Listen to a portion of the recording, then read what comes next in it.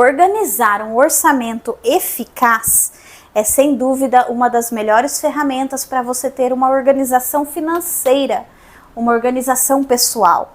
E eu quero mostrar aqui agora para vocês como que nós vamos fazer isso.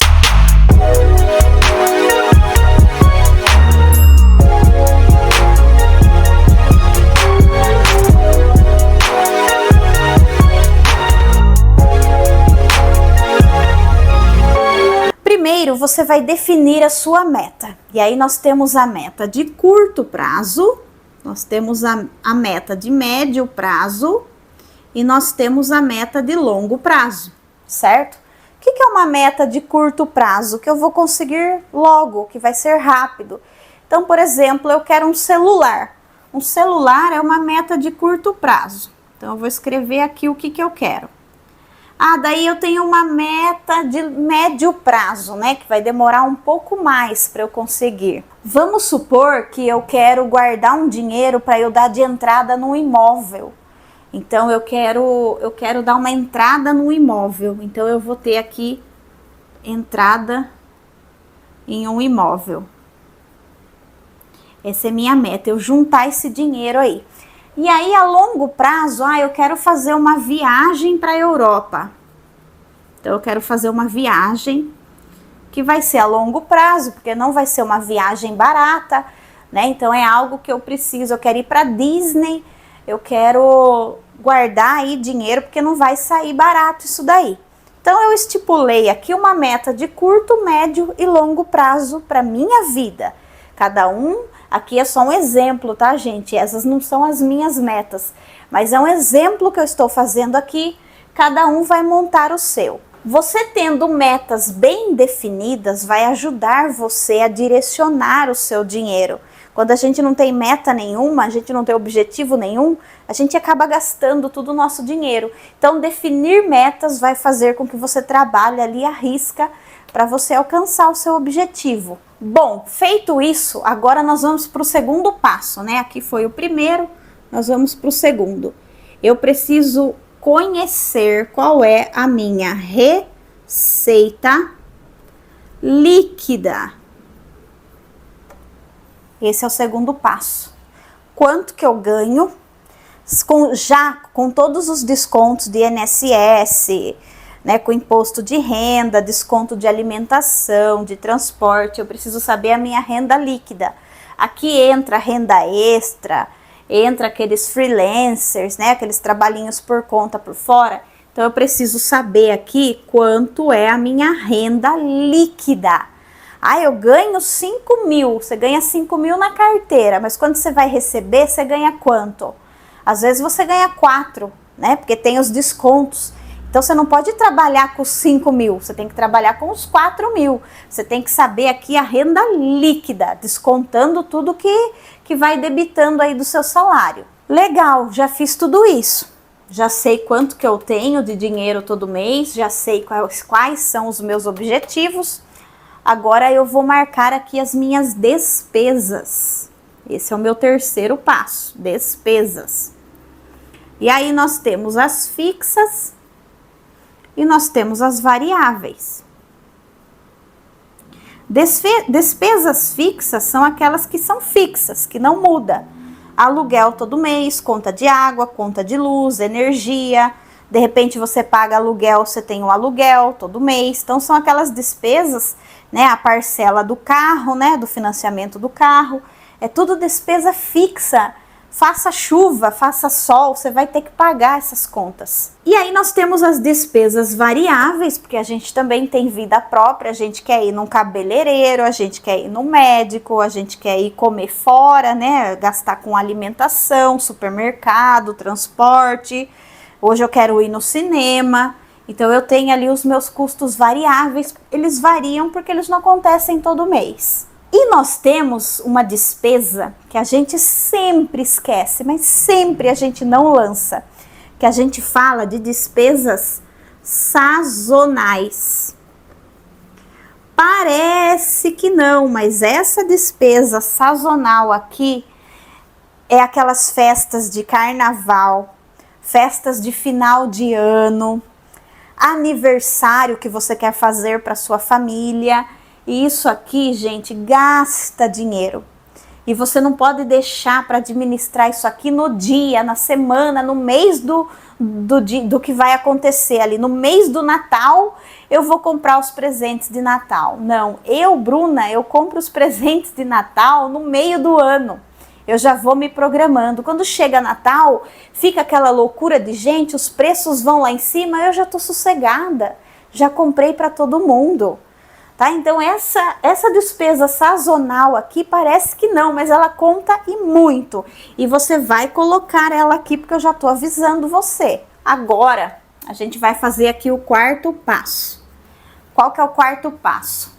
A gente vai colocar o que são essenciais e os que não são essenciais. Opa, errei aqui, não são essenciais.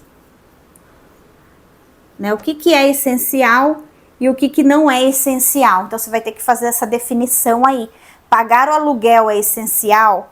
É essencial. Eu ir no cinema amanhã é essencial? Talvez não. Então, você vai ter que definir aqui o que é essencial e o que não é. Por que eu faço isso? Porque é aqui, presta atenção, é aqui que eu consigo enxergar gastos que são essenciais para mim e gastos que não são.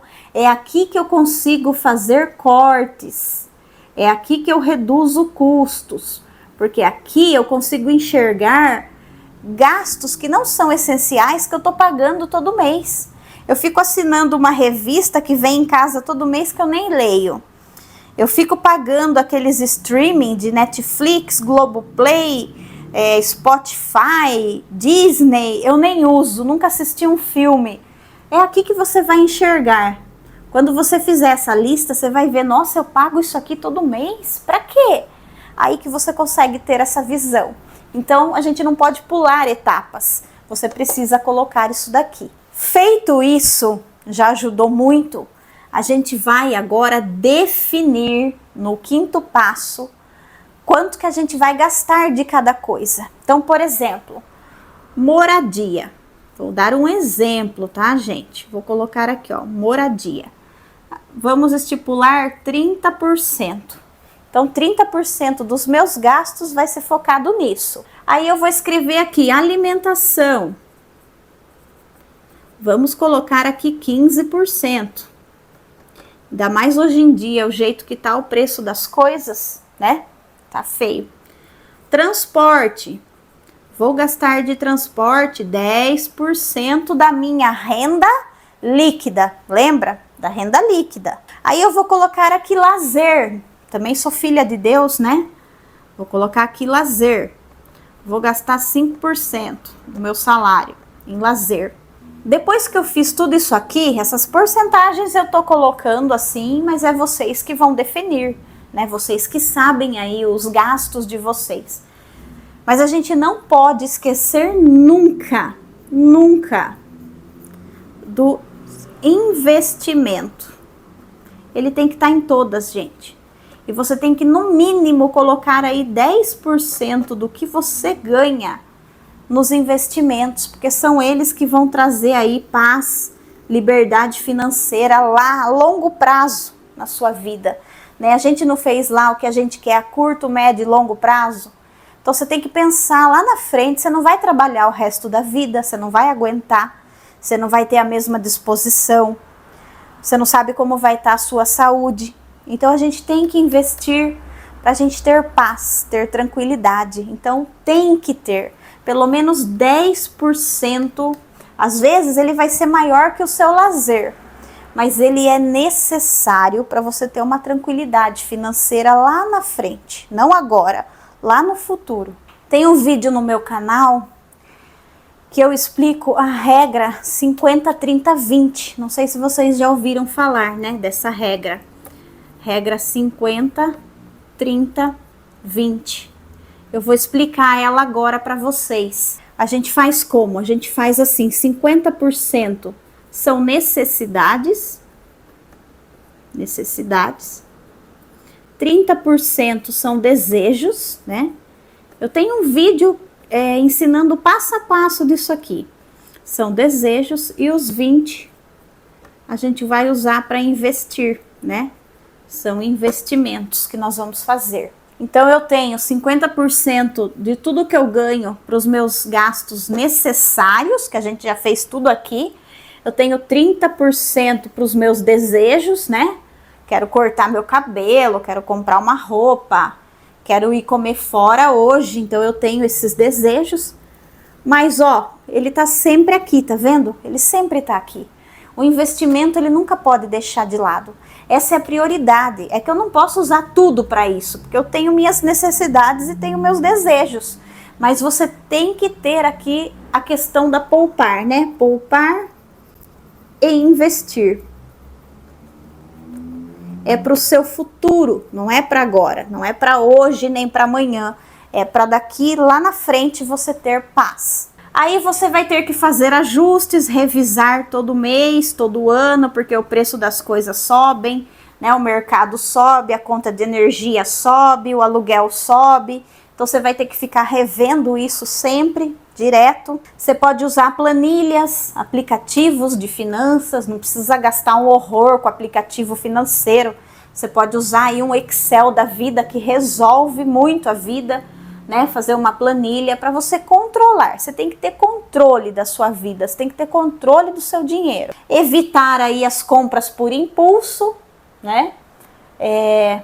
Ter uma reserva de emergência, né? Se acontecer alguma coisa, Deus o livre, alguém passa mal, precisa de médico, de remédio, perde o emprego, né? Ter uma reserva de emergência. Mas se você seguir tudo que eu fiz aqui, gente, dá trabalho, demora um pouco, você precisa levantar certinho quais são os gastos, mas depois que você tiver o controle disso daqui, ninguém te segura mais. Você tem controle do seu dinheiro. E por último, né, não menos importante, você vai ter que ter disciplina, paciência, vai ter que ter controle, né, não deixar que a ansiedade te devore. Ah, mas tá muito longe para conseguir meu objetivo. Tá longe. Mas cada vez que você vai guardando um pouco de dinheiro, vai ficando cada vez mais perto. Vai chegar uma hora que você vai conseguir realizar. Mas você só vai realizar fazendo tudo isso aqui. Se você não tiver interesse, não se importar, isso aqui é bobeira, isso aqui é perda de tempo, não sei nem porque eu tô assistindo isso, não vai mudar em nada a minha vida, muda completamente. Quando você não tem o controle, você não sabe quanto entra, quanto sai, então muda completamente. Se você quer alcançar todos aqueles objetivos de curto, médio, longo prazo, se você quiser ter aqui uma aposentadoria mais tranquila, você tem que fazer isso. É a sua vida, né? É o seu dinheiro que entra todo mês, é com aquele dinheiro que você sobrevive todo mês. Então você precisa fazer isso daqui. E essas foram as dicas aí que eu dei para vocês de finanças pessoais. Espero que vocês tenham gostado. Qualquer dúvida, deixa aí nos comentários que eu vou ter o maior prazer em ajudar, em responder vocês. Se inscreva no canal, fique com Deus, até o próximo vídeo.